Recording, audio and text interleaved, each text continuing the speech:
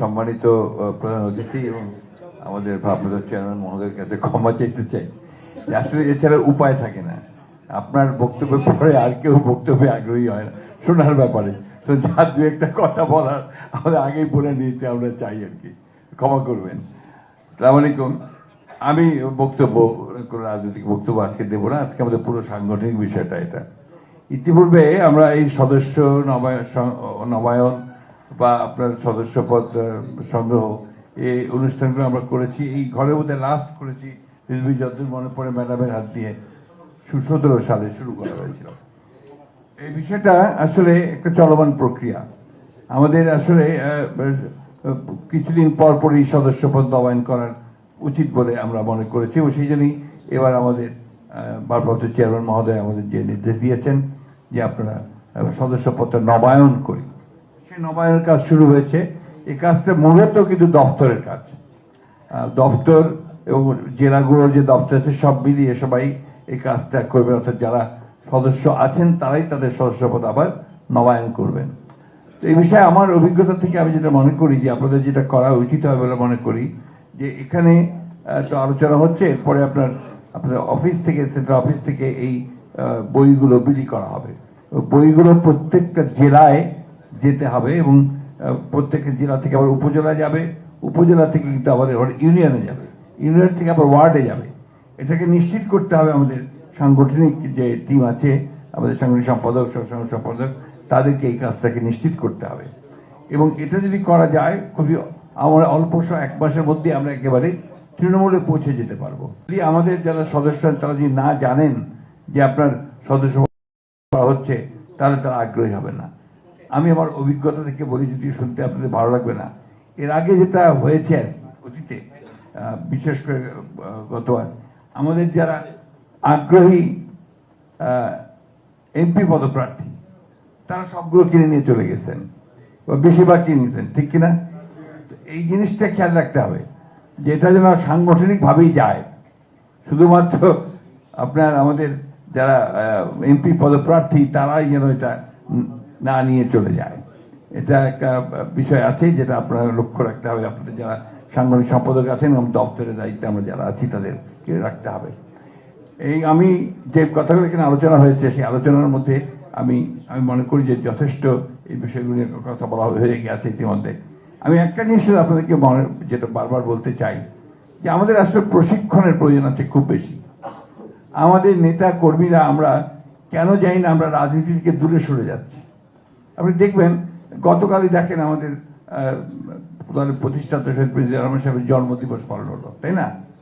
এখানে আমাদের যে কর্মীরা আসে স্লোগান নিয়ে, একটা পতাকা নিয়ে আসে, সাধারণত ভাইদের পিছনে আসে, এটা রাজনীতি না। This cannot be politics. এটা কোন রাজনৈতিক কর্মীর বুক থেকে এই ধরনের স্লোগান আসা উচিত নয়। এবং সেখানে কত বড় ব্যাংক্রাপসি, একটা দেউলিয়াপনা হতে থাকে রাজনীতি, সেটা বোঝা যায়। আমরা এই জায়গাটাতে আমাদের একটা চরম দৈন্য আছে, এখান থেকে আমাদের বেরিয়ে আসা উচিত। এবং আমি মনে করি আমাদের রাজনৈতিক নেতা যারা আমরা নেতৃত্ব করছি, আমি জানি না আমাদের চেয়ারম্যান সাহেব এই বিষয়ে উদ্যোগ নেবেন, কারণ এখন পর্যন্ত যতগুলো ভালো কাজ হয়েছে তিনি উদ্যোগ নিয়েছেন। আমার মনে হয় এই কাজটা তাকেই উদ্যোগ নিতে হবে যে এখন কম্পালসারি করতে হবে প্রত্যেকটি উপজেলা এবং জেলাতে রাজনৈতিক প্রশিক্ষণ, এটা খুব জরুরি করতে হবে, এটাকে কম্পালসারি করতে হবে।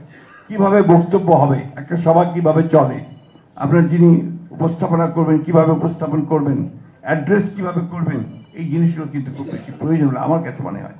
এই যে একটা প্রবণতা চালু হয়েছে, আমি টুকু সাহেবের দৃষ্টি আকর্ষণ করবো, আমাদের আজকে যিনি এখানে প্রচার সম্পাদক আছেন, যে প্রত্যেকের নাম বলতে হবে, যারা উপস্থিত আছেন তাদের নাম বলতে হবে।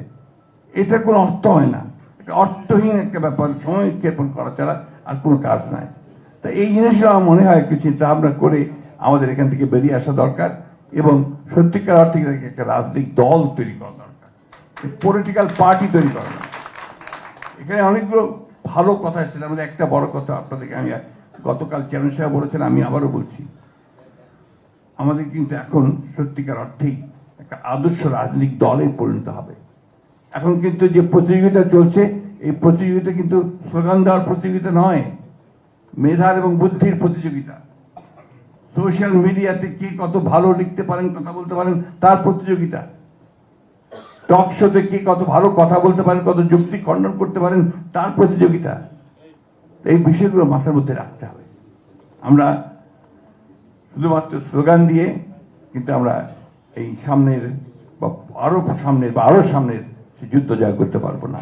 আরেকটি কথা যেটা আমি আগে বলছি, এখনো বলছি, যে আমাদেরকে রিক্রুটমেন্টটা যদি ভবিষ্যতে যখন আমরা করব, নতুন সদস্য নেব, তখন যেন আমরা ভালো দেখে, ভালো মানুষ দেখে, ভালো মেধাবী লোককে দলের মধ্যে নিয়ে এসে দল শক্তিশালী হবে, সমৃদ্ধ হবে।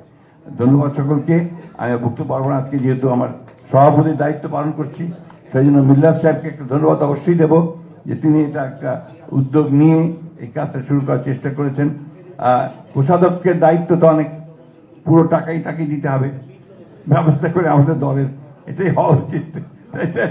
তো এখন কোষাধ্যক্ষ সাহেব ইতিমধ্যে কিছু কাজ করেছেন, আমি আশা করি যে ভবিষ্যতে তিনি আরো কাজ করবেন, ইয়াং আছেন এবং সেটা ভালোভাবে করতে পারবেন।